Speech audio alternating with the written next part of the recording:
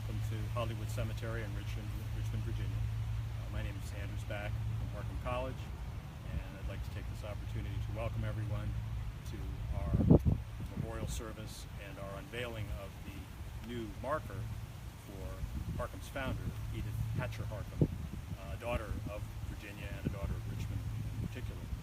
I'll start by introducing the guests who are here with us today for our we call a small and intimate ceremony. And I'll begin on my right with Dr. John J. Temple. Hello, everyone. President of Harcum College. Pam Costi, my wife and a friend of Harcum. Fred Anderson from the Virginia Baptist Historical Society. And Nathan Taylor, also from the Historical Society. And on my left, Catherine Oros, a soprano who's been kind enough to join us today and grace us with some music that's, I think, would be appropriate for the memory of both Edith and her husband, Octavius, our co-founders. So without further ado, I'll have Catherine begin. I'm Catherine Oros. I'm going to be singing Come Thou Fount of Every Blessing. Come thou fount of every blessing, tune my heart to sing thy grace. Streams of mercy never ceasing, call for songs of loudest praise. Teach me some melodious sonnet, sung by flaming tongues above. Praise the mount I'm fixed upon it, mount of thy unchanging love. Oh, to grace how great a debtor daily I'm constrained to be. Let thy goodness like a fetter bind my wandering heart to thee. Prone to wander, Lord, I feel it, prone to leave the good I love. Here's my heart, oh, take and seal it for thy courts above. Seal it for thy courts above.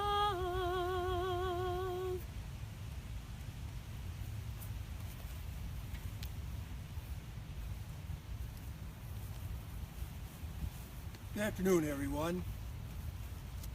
We celebrated our centennial at Harcum College in 2015, and during that process, Andy Bach, who you already met, did a lot of work on the history, and he's kind of done the definitive, I'll say to date, of the history of Harcum College. And in that process, he journeyed to Richmond to visit the grave of Edith Harcum, our founder. And in that process, we discovered that Edith didn't have a marker. There was nothing there. And I felt, as president and her successor, that it was very important that we make sure that we get a marker for her. And we've been able to do that, and that's why we've traveled here to the Hollywood Cemetery in Richmond, Virginia today to honor and recognize Edith Harcum. She was someone who was ahead of her time. I mean, it's been 60 years since she was buried here in 1958.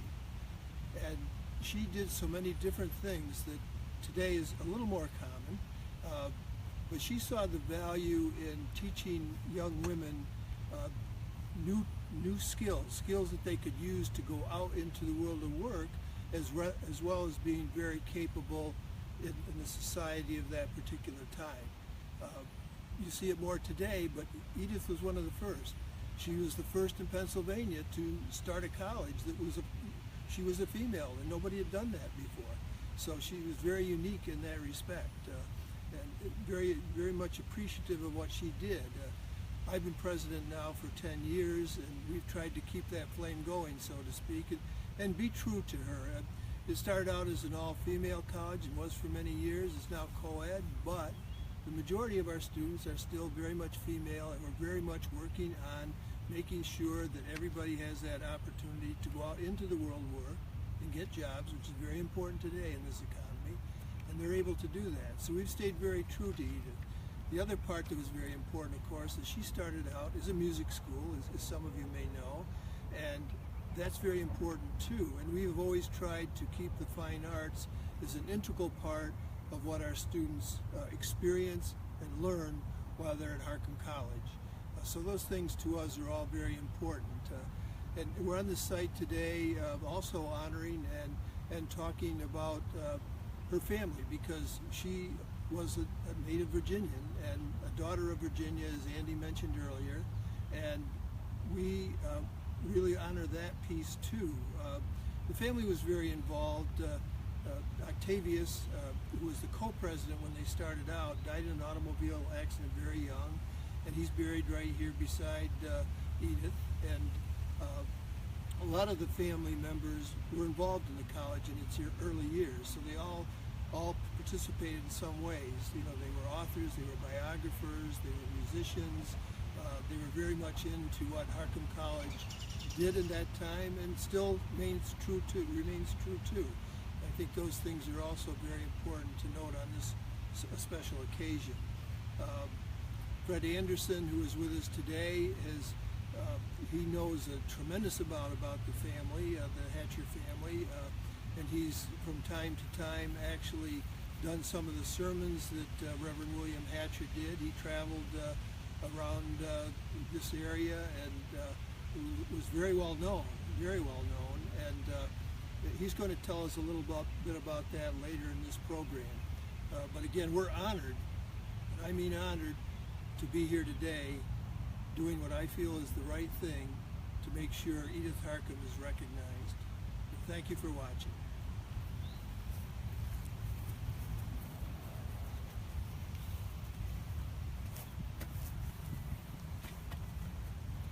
I come to the garden alone, while the dew is still on the roses, and the voice I hear falling on my ear, the Son of God discloses.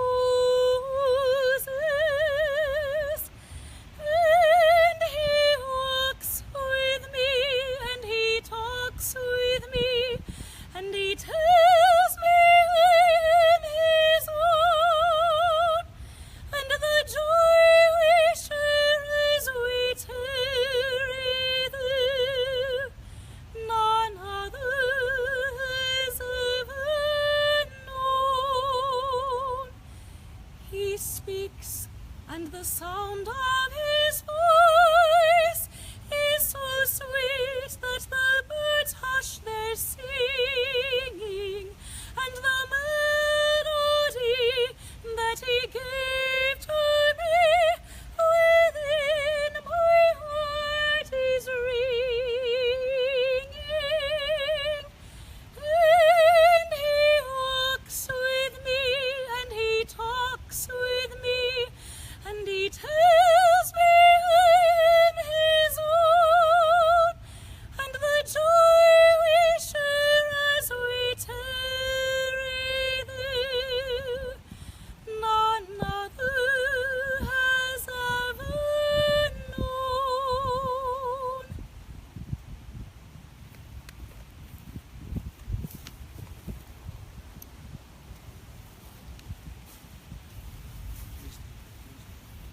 I'm Fred Anderson, and I'm the Executive Director Emeritus of the Virginia Baptist Historical Society.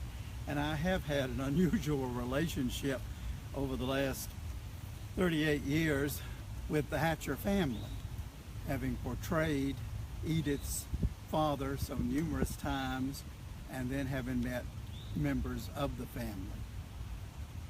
There's an old-time hymn that is appropriate for this moment, and you know it, "Shall we gather at the river?" And so we have gathered high above the mighty James, which passes at the foot of Hollywood Cemetery. As we reflect upon the Hatcher family, we might even decide that their story has a river that runs through it, because we will see many connections between the James River and the Hatcher family. The James figures into this family saga of the person whose life brings us all together to beautiful Hollywood on this summer afternoon, so long after her earthly journey closed. We have gathered on this hill above the James in this leafy cathedral to place and dedicate a stone of remembrance and a tribute to a remarkable Virginian, Edith Harcum. It is fitting that this daughter of Virginia rest in the hallowed hills of Hollywood. One of our Virginia Baptist leaders of yesteryear called this place the Baptist Westminster Abbey. For across its rolling landscape are the stones of many notable men and women who once were active in the Baptist life of Virginia and beyond. One summer, I returned home to Richmond from a northern trip, and I had 2 days remaining of vacation. And I decided I wanted to go to a place that was quiet, where no one would talk back to me, and where I could explore history. And so each day I packed a lunch and headed to Hollywood. I started at the beginning and I made my way halfway, and then the next day I picked back up and made my way to the far reaches of this large cemetery. And along the way I would literally stumble over the graves of people whom I had read about. And I would write down the inscriptions on their tombstones, and then later prepared a little brochure about the notable people buried here. I had no real plan, but I would just spy a recognizable name on a tombstone and stop and record. Of course, I paused at Dr. William E. Hatcher's large obelisk, which reads "Lover of Men," and that's because he founded a school for boys, and he put such great emphasis in the training of boys, thinking they grew into the best material, and that would be good men. And I stopped at the grave of his celebrated cousin, Dr. Jeremiah Bell Jeter, one of the great American Baptist leaders of the 19th century. I could not have stumbled upon Edith's tombstone because it did not exist. Now, finally, after all these decades, through the thoughtfulness of the leaders of the school which she co-founded, far from Virginia, a memorial stone will let the passerby know that here lies a woman who left a living legacy to help those in quest of a quality education. Edith Harcum's Virginia roots run deep on both sides of her family. Her father's people, the Hatchers, and her mother's people, the Sneeds. The immigrant Hatcher ancestor came to Virginia in the 1600s and was a member of the governing body of the colony, the House of Burgesses, and even participated in Bacon's Rebellion, which happened further south on the James, and which was a forerunner of the revolutionary spirit which later produced a new nation. The mighty James was familiar to Edith's great-grandfather, Jeremiah Hatcher, who lived just across the river in Chesterfield County, where he was a pioneer Virginia Baptist preacher. He followed the river westward toward its beginnings and settled in one of the large western counties called Bedford. And there the Hatcher clan took root. It was from Bedford that Jeremiah's grandson, William, retraced the route of the James and came to Richmond, arriving in the 1850s to pursue ministerial training at the Baptist school in this city called Richmond College. He became pastor of a church just across the James in a twin city to Richmond called Manchester. It was to Manchester that William brought his bride, Virginia Jenny Sneed, who was from the village of Fork Union in Fluvanna County, about 50 miles upriver from Richmond. In Richmond, William and Jenny established themselves into the annals of history, made their own significant contributions, and reared a large family, with each child discovering their own unique gifts and offering their own contributions to society. Edith, their youngest, and indeed all of her siblings were educators in one sense or another, made that contribution of establishing Harcum College. Most of Edith's parents' married lives were spent along this river. In Dr. Hatcher's first pastorate, he became concerned about the plight of urban factory workers, men and women, and would write letters to the local newspaper telling about their living conditions. He chose to write these under a pen name. He chose the name of Miss Struggle, and these letters told about the need for better living conditions. It was the beginning of a social consciousness which would be seen in the lives and works of his children. It was while here that William observed firsthand the fall of Richmond after the 4 years of terrible war. And from his porch in Manchester, he witnessed the burning of the city by the retreating Confederates and the wild pandemonium on the bridge as the people evacuated. From that porch, he also saw the parade of the victorious army of Grant, as well as a lone horseman, Robert E. Lee, returning from Appomattox. Dr. Hatcher became one of the civic leaders of post-war Richmond, and his pastorate of the large and prominent Grace Street Baptist Church covered the last quarter of the 19th century. Through that pastorate, he became a nationally known figure among the Baptists.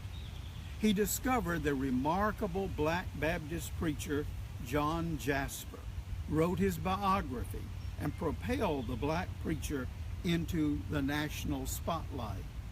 He also gave leadership to his alma mater, encouraging the trustees to relocate Richmond College from the center of the city to the western edge, where today the magnificent campus of the University of Richmond is located. Edith's mother, Virginia Sneed Hatcher, was prominent in her own right. She had received a classical education at the Albemarle Female Institute in Charlottesville, which was the women's equivalent to the all-male University of Virginia. She became the president of the Woman's Missionary Union of Virginia, which was and remains one of the great missions organizations for women. She also became a published author. And in the last years of William and Virginia's lives, the couple went back up the James to Virginia's home county of Fluvanna, where at Fork Union they established a school for boys, which as Fork Union Military Academy remains one of the premier private schools for boys and young men. It is out of this family that Edith received those formative experiences and forward-thinking enthusiasm to plant, along with her husband, a school which we know as Harcum. She frequently returned to Richmond and enjoyed staying in the city's grandest hotel, the Jefferson. And then the day came when all that was mortal was laid to rest next to her husband, near her parents, and high above the river, which had figured so much in the story of her family. Yet there was a greater dimension to her life, and that was the legacy which was established further north at Harcum. Today we have gathered at the river to remember and to recognize one who gave so much of herself to a school which has survived and thrived and stood the test of time. And now, when someone passes by, they will pause and take note that here lies the remains of one who cared so much for a worthy cause that she quite literally gave every ounce of devotion and all that she possessed.